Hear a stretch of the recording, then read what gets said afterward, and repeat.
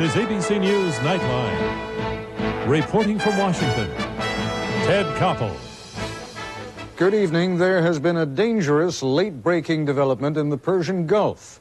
U.S. intelligence sources confirm that within the past few hours, more than 100,000 Iraqi troops have massed along that country's border with Kuwait. And now there are reports that Iraqi forces have invaded Kuwait, and the troops from both countries are engaged in combat. Because this story is developing literally moment by moment, let me give you a little bit of background first, and then we'll call in some of our correspondents here in Washington and overseas, and we'll talk with some experts on the region. We will examine the impact of this invasion on U.S. oil supplies and prices. Take a look, first of all, at this map. There, at the innermost part of the Persian Gulf, is the richest oil region in the world. Saudi Arabia, the world's #1 oil producer, Iraq, the world's second largest, and Kuwait, which also has enormous oil resources and, more to the point, enormous financial resources. Iraq is deeply in debt because of the enormous cost of its 8-year war with Iran. Saddam Hussein, the president of Iraq, widely considered one of the most dangerous men in the world, has been trying to regain capital by driving up the price of oil. Hussein has been holding Kuwait responsible for keeping world market prices down.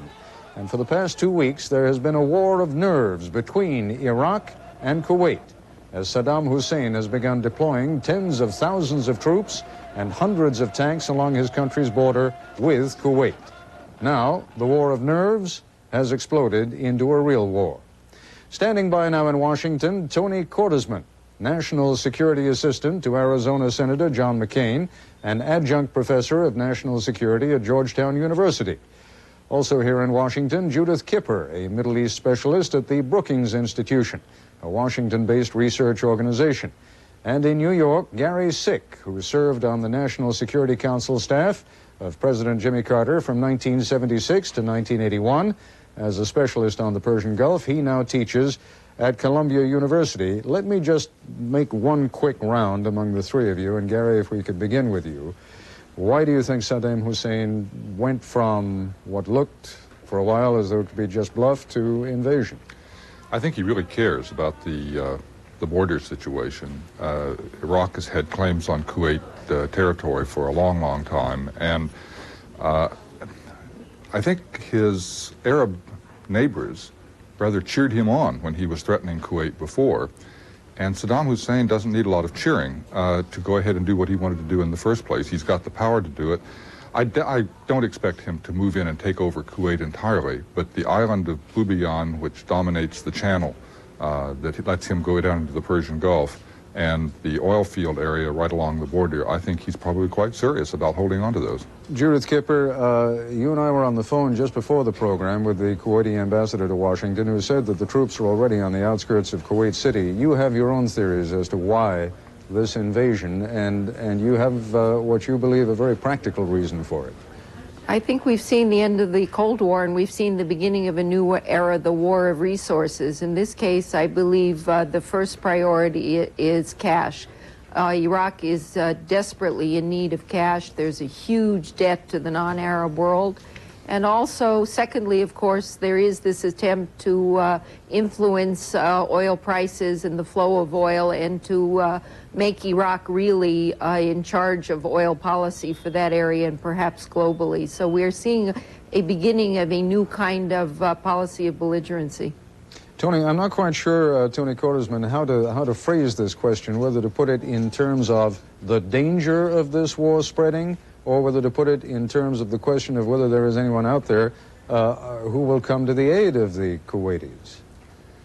Well, the force ratios are so asymmetric in favor of Iraq that there is virtually no one who can come to the aid of Kuwait. You mentioned 100,000 men. Well, that's a very round number. We're probably talking 2 to 3 full corps of troops, probably around 1,200 tanks forward, perhaps another 1,000 to 2,000 in reserve. There are 245 tanks in all of Kuwait. They've never fired a shot in anger. All of the attacking Iraqi troops are some of the most experienced, battle-hardened troops in the Middle East. There's one light brigade, the so-called Gulf Brigade, nearby in Saudi Arabia and Hafr al-Batin. Not one soldier in that unit has ever been in combat, and they have something less than 100 operational tanks. We don't have a single tank anywhere in the Gulf. Today, we don't have any combat aircraft. The Iraqis have over 700 combat aircraft, many of them top-notch aircraft with combat experienced pilots. Kuwait has 70. Most of them aren't very good, they aren't very well maintained, and they don't have a single pilot that's flown in combat. So essentially what you're saying is if Saddam Hussein was gambling that no one would come to Kuwait's rescue, he was probably right. We might have been able to do it if we'd had warning, if the Kuwaitis had invited us in. If Saddam Hussein really wants Kuwait now, Saddam Hussein can take it. All right. We're going to take a break. We will be back in just a moment. This is ABC News Nightline, brought to you by U.S. Sprint.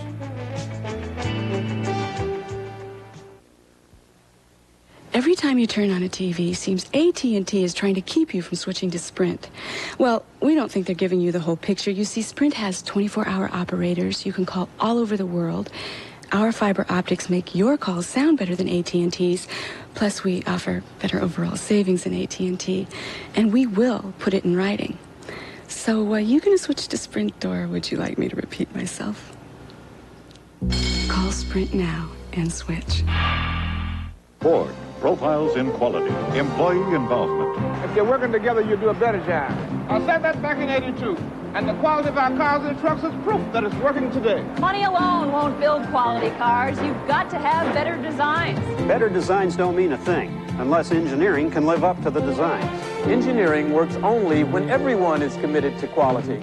Our goal is to build the highest quality cars and trucks in the world. At Ford, Mercury, and Lincoln, quality is job one. Has getting off alcohol and drugs been like a revolving door for you? You really want to live sober now, but you're still pulled around by feelings of anxiety, confusion, stress, panic, anger. Chemical Dependency Services of Murfreesboro offers a nationally accredited relapse prevention program to help you break the old cycles of thinking and behavior. There is a way out.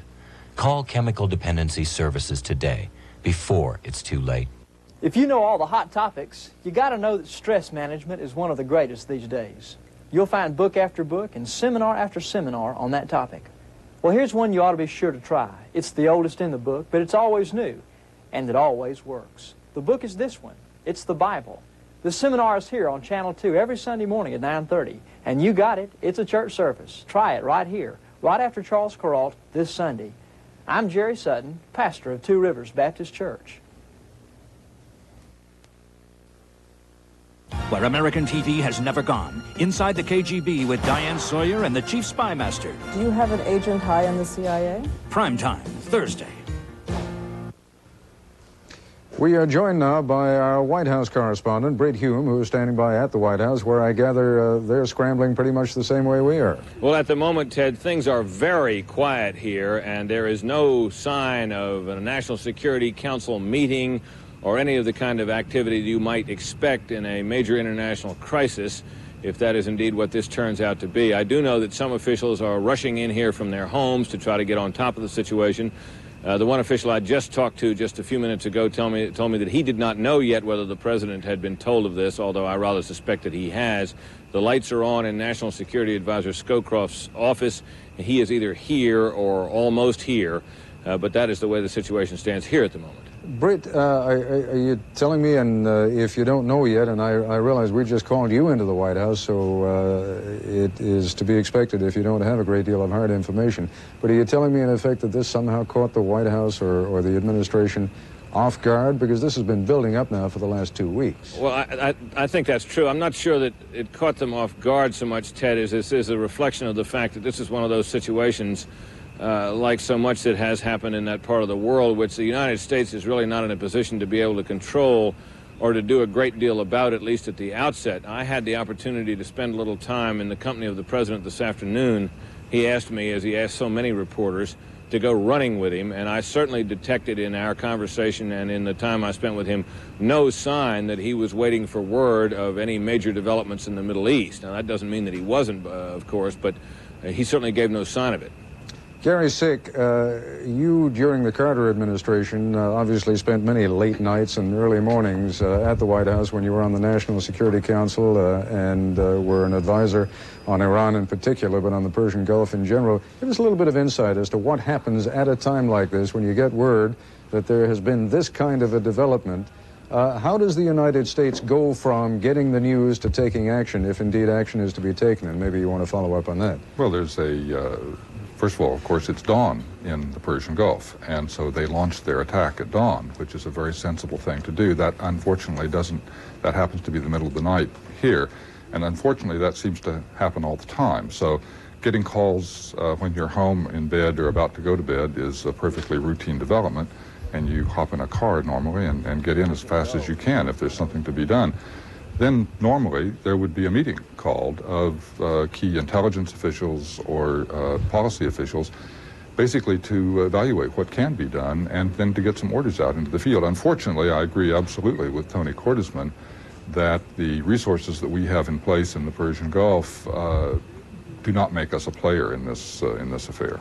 Let me just point out something that has already begun to happen and then get each of your reactions to it, if you would. Spot crude oil prices have already risen sharply in the Far East. We're beginning to get word from the Tokyo Exchange right now.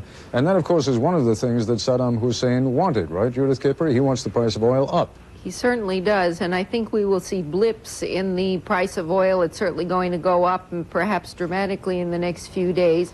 But it's a supply and demand market, and for the moment there's a real glut of oil on the market, so I think that will be temporary. Standing by telephone now is my colleague Dean Reynolds, who covers Israel for us. Dean, where are you, Tel Aviv or Jerusalem? In Tel Aviv, Ted. All right. Are the Israelis beginning to react to this, and is this one of those instances where, in any fashion, the Israelis might become involved? Well, I don't sense any indication of Israeli involvement. The Israeli officials with whom we have spoken this morning were caught by surprise by word of this invasion. But what I wanted to let you know is that we had monitored a broadcast of Radio Kuwait within the last few minutes, and this is from the Defense Ministry of Kuwait. And it contradicts the idea that this was a dawn invasion. In fact, it says that at 2 a.m. Local time, Iraqi troops crossed the eastern border of Kuwait, and the statement says that clashes are underway. Kuwait, it says, protests against the use of Arab forces and weapons against an Arab country, while negotiations between two countries, that meaning Kuwait and Iraq, are still underway. And finally, it says that Kuwait will use all means to protect its rights. Now, on the other side, the Iraqis, from what we have been able to overhear, are saying nothing. And the Kuwaitis continue, after their statement, to play martial music. And that's about it from this end. Dean, thank you. Tony Cordesman, you were making the observation before the break that when the Kuwaitis are going to marshal all their resources, that is indeed whistling in the graveyard, isn't it? They don't have very many resources. So this, I would assume, and I'm really asking you whether you concur, that this is going to be a very short war indeed. Well, it'll be a short war depending on what the Iraqis want. If they really want an all-out invasion and they want Kuwait City, they can get there probably in no more than 48 hours. It's only a 3-hour drive by road using tanks to get from the border into the city. It's perhaps 8 to 9 hours if you go through terrain. There's only one defensive barrier in the entire northern part of Kuwait, and it's a very small one. It's one that could be overcome in a matter of minutes. Very quickly, Tony, do you agree with Judith Kipper's assessment that what he is really after is money? I mean, this is quite literally, as Judith Kipper was explaining it before, quite literally an attempt to walk in and, in effect, take the money out of the bank. The Kuwaitis have a lot of it on hand, cash. Well, I don't know how much they have on hand. They have a great deal of it deposited in foreign banks, but I think Judith is generally right. The difficulty is it gets awfully tempting. Kuwait has more oil reserves than Iran. It has a port on the Gulf. It has secure access to the Gulf, which Iraq now lacks. It has airfields and facilities that would be very attractive to Iraq. The question is, once you see how weak Kuwait is, do you have the patience to stop, or do you go for all of those military and economic assets? Well, if in fact, as you all seem to be suggesting to me, there was no one to come to the assistance of Kuwait, and Kuwait is pathetically armed itself, it almost seems to me as though your answer speaks for itself. I don't think that that is necessarily true. I don't even think we have an accurate count of how many times Kuwait has come and threatened, Iraq has come and threatened Kuwait before. It's crossed the border before, it's invaded Kuwait before, it has blackmailed Kuwait before. And each time it has pulled back. It may do it again, particularly if what it wants is not only money from Kuwait, but to dominate the entire Gulf oil policy and basically become the dominant political and economic power in the Gulf. Tony, we've got to take a break. We'll be back, and I'll be joined by my colleague Barry Dunsmore from London in just a moment. In 1 out of 2 homes in America, people come home to Kenmore appliances. Like our large capacity washer with dual action agitator, only $399.99. Matching dryer, just $329.99 at Sears Brand Central nationwide.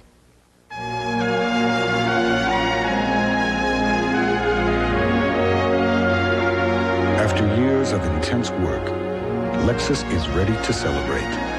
Because even at the equivalent of 145 miles per hour,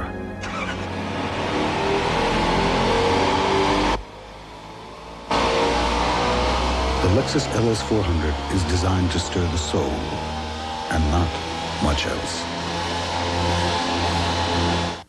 In 1 out of 2 homes in America, people come home to Kenmore appliances. Like our large capacity washer with dual action agitator, only $399.99. Matching dryer, just $329.99 at Sears Brand Central nationwide.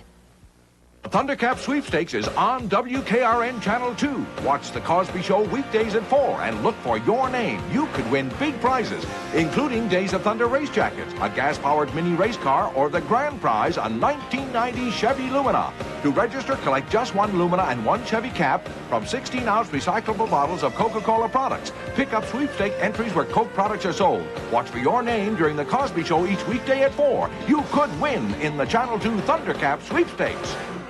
A Bigfoot invasion is coming. Tennessee hometown Ford dealers and CarQuest presents Bigfoot Bash 90. August 10th and 11th, Nashville Motor Raceway. 10 Bigfoot monsters in one spectacular event. See the very first Bigfoot, the world's biggest Bigfoot, the Bigfoot Fast Tracks, the all-new Bigfoot Race Truck. Meet the drivers. See the trucks close up. Witness wild stunts, obstacles, and side-by-side drag racing. Discount coupons at CarQuest Auto Parts Store. Tickets at Ticketmaster, the Raceway, and Tennessee hometown Ford dealers. Steve Phillips doesn't just report sports. He gets into it.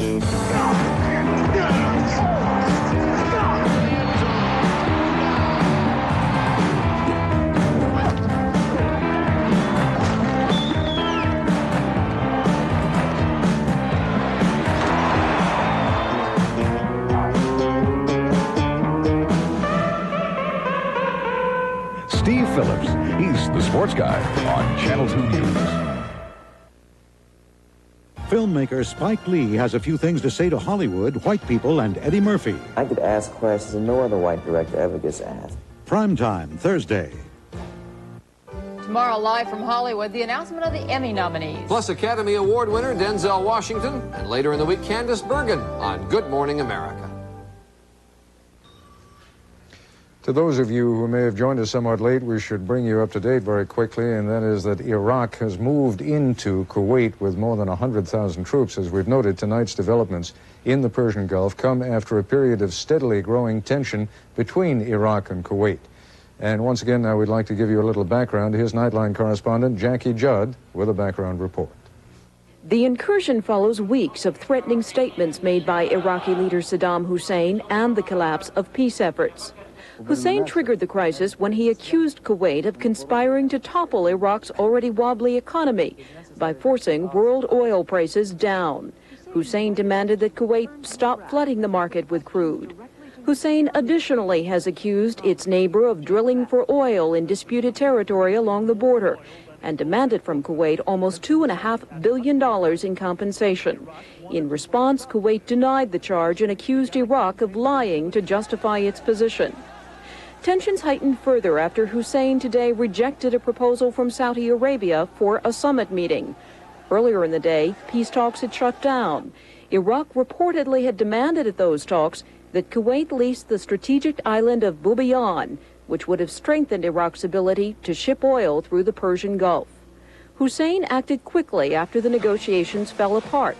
Within 2 hours, the incursion began. This is Jackie Judd for Nightline in Washington. And standing by now in London is my colleague Barry Dunsmore. Barry, you just came back from covering the OPEC conference, what, just a few days ago, didn't you? Mm-hmm. Any fear at that time that all the waving around of all the hot belligerence that was at that OPEC conference would actually turn into a shooting war? I think there might have been. When we reflect upon what was happening at that time, Ted, people talked an awful lot about Saddam Hussein's saber rattling. But people who know Saddam Hussein and people who've watched him operate since he's been running Iraq had to be concerned that this was not simply saber rattling. He has an objective, and as Jackie just mentioned, it's that Bubiyan Island, which would give Iraq a completely open outlet into the Persian Gulf. And that objective has been there really for Iraqi leaders for more than 30 years. So I think that all along, this is what he has had in mind, and all along the people of that area particularly knew that this was a very real possibility. The Kuwaitis backed down on the issue of the oil price at that particular meeting. They evidently didn't back down yesterday when he was making belligerent demands. I must say that I'm reminded a little bit about the way Saddam Hussein is operating, pretty much the way Adolf Hitler operated here in the 30s, threatening the Czechs, the Austrians, etc., claiming his national security is at stake, but really having a strategy for getting what he wants. And that island of Kuwait, I think, is what he wants. Is that it? I mean, as you recall, Hitler always wanted one little piece of at a time, but never seemed to be satisfied once he had it.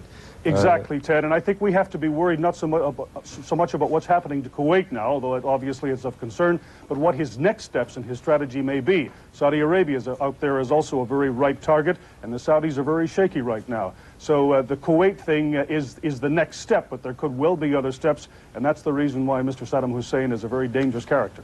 Barry, stand by for a moment. I want to go back to the White House and Britt Hume. Britt, the White House has a reaction? Well, we really have the first official reaction here, Ted. A statement issued by a White House spokesman in which condemns the Iraqi action, calls for an emergency meeting of the United Nations Security Council to deal with it, calling it this blatant use of military aggression, also calling for the immediate and unconditional withdrawal of all Iraqi forces. Ted, you've heard this kind of thing before. It's what countries do, I suspect, and what the United States will do when it really has no option immediately open to it. Gary Sick, there are alliances, are there not, between Kuwait and a number of its Arab neighbors. At a time like this, do those alliances mean anything? I think they mean a lot, and I think that the point here is that Kuwait is a member of the Gulf Cooperation Council, and they have a mutual security treaty, and technically an attack on any one of them is an attack on all. Now, that doesn't mean that Saudi Arabia is immediately going to go to war with Iraq, but it's a real slap in the face, not just at Kuwait with the invasions taking place, but against all of the Peninsula Arabs. In addition, it's a direct slap at President Mubarak of Egypt, who has been mediating between the two and saying that he was giving assurances that Iraq would not invade after having talked to Saddam Hussein. So he's also slapping him in the face. And the third country that I think has to take this very seriously is the United States, because Saddam Hussein has been blaming all of Kuwait's bad behavior from his point of view on the United States and saying that the United States should get out of the Persian Gulf. And so I think that we really do have to take this extremely seriously. It has implications that go beyond just the border dispute with Kuwait. Let me just have you all go around the horn one time and tell me and our audience what you think those implications are. First of all, economically, what's going to happen, Judith Kipper, now to the price of oil and to the supply of oil? I think the price of oil is going to go up, but it will go up and down depending on supply and demand. But what's very important here is that you have a very strong battle-tested Iraq that's already achieved a lot of goals. First of all, Iraq already influences Jordan and the PLO. It's challenged Syria and Lebanon. It's now got the oil card in its pocket. As Gary said, Egypt has been involved. Saudi Arabia at the summit in Baghdad, the Arab position has hardened. So Saddam, inch by inch, President Saddam Hussein of Iraq is achieving his goals. And I think the list is going to get much longer because he's succeeding in asserting his influence in rearranging the neighborhood in a way that clearly the Iraqis believe is in their own interest, and there's absolutely nobody who can stop them. Again, Tony Cordesman, let me focus, because I know a lot of our viewers right now are going to be saying, what does it mean to me, and what's it going to mean as a pocketbook issue? Give us your assessment, will you? Well, I think inevitably it's going to mean a long-term raise in oil prices unless something very dramatic happens. It is going to mean that Iraq can dictate the oil export policies of almost any of the Gulf nations. In spite of the fact there's a Gulf Cooperation Council, there aren't really any Gulf Cooperation Council military forces. There's no serious power there except Saudi Arabia, and it at best could defend itself with our help. And they're all going to look to Iraq now, and unless something dramatic happens, unless the United States can come to their assistance, they're going to have to do what Iraq says. Tony, at this point, I have to thank all of you, and I'm glad to do so. Tony Cordesman, Gary Sick, Judith Kipper, Britt Hume, Barry Dunsmore, thank you all for being with us. I'll be back with a program note in just a moment.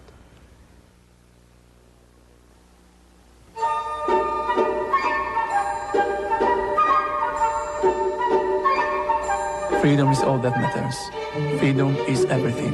There's a new light shining over Eastern Europe. The Hungarians are waiting for a very long time. A light of hope, joy, and most of all, a new light of freedom.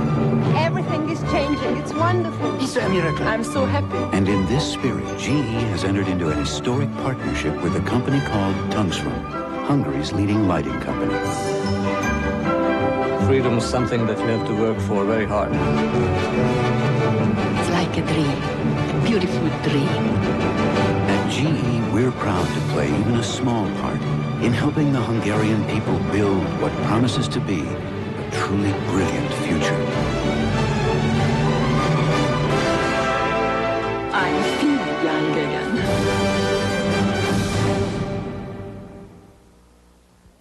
Why buy one of those refrigerators that may be guaranteed for only the next few years when you could have the only one that has a money-back guarantee until the year 2000? The Maytag refrigerator.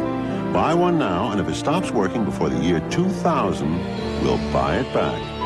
See a Maytag dealer for details. See a Maytag repairman in our commercials. The Maytag refrigerator. Buy one now, and we'll guarantee it till the year 2000. Thundercap Sweepstakes is on WKRN Channel 2. Watch The Cosby Show weekdays at 4 and look for your name. You could win big prizes, including Days of Thunder race jackets, a gas-powered mini race car, or the grand prize, a 1990 Chevy Lumina. To register, collect just one Lumina and one Chevy cap from 16-ounce recyclable bottles of Coca-Cola products. Pick up sweepstake entries where Coke products are sold. Watch for your name during The Cosby Show each weekday at 4. You could win in the Channel 2 Thundercap Sweepstakes. ABC News will, of course, bring you the latest on the developing story in the Persian Gulf of that invasion of Kuwait by Iraq tomorrow on World News This Morning and, of course, on Good Morning America, with a full wrap-up on World News Tonight with Peter Jennings. That's our report for tonight. I'm Ted Koppel in Washington. For all of us here at ABC News, good night. This has been Nightline. If you wish a video cassette version of Nightline, the cost is $14.98 plus $3.95 shipping and handling. This has been a presentation of ABC News, where more Americans get their news than from any other source. America's watching ABC. Asheville needs good schools to move in the right direction, and we can do something about that by voting yes on August 2nd. On August 2nd, vote yes for a change. During S&K's great summer takeoff sale, we've taken 30 to 40% off on all summer fashions like men's short-sleeve sport shirts and knit shirts. Now just $9.97. Men's shorts, just $9.97. And S&K has taken up to $50 off on hundreds of suits. Now just $99.97 to $149.97. S&K's great summer takeoff sale on shirts, suits, and, well, you get the idea.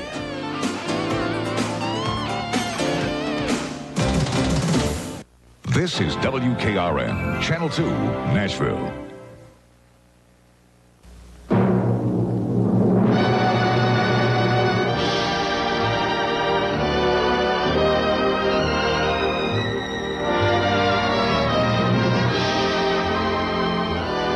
Jackie Gleason, The Honeymooners, with the stars Art Carney,